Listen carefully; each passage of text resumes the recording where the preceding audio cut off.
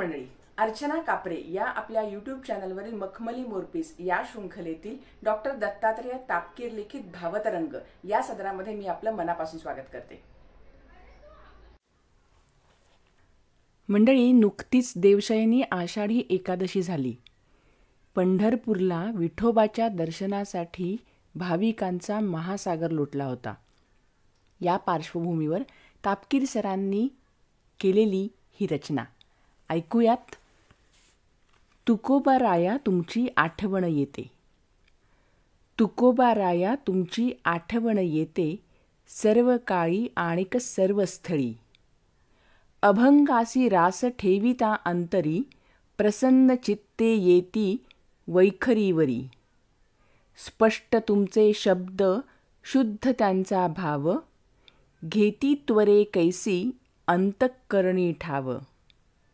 सगुणाची भक्ती निर्गुणाची शक्ती, रंजल्या मनाला दावितसे मुक्ती।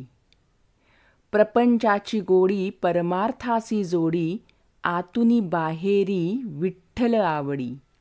मराठी भाषेची उंचावली कथा, अभंग वैभवाची प्रकटली गाथा।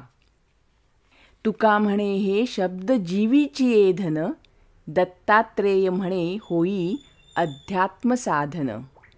अहो तुका म्हणे हे शब्द जीवीची येधन, दत्तात्रेय म्हणे होई अध्यात्म साधन, दत्तात्रेय म्हणे होई अध्यात्म साधन।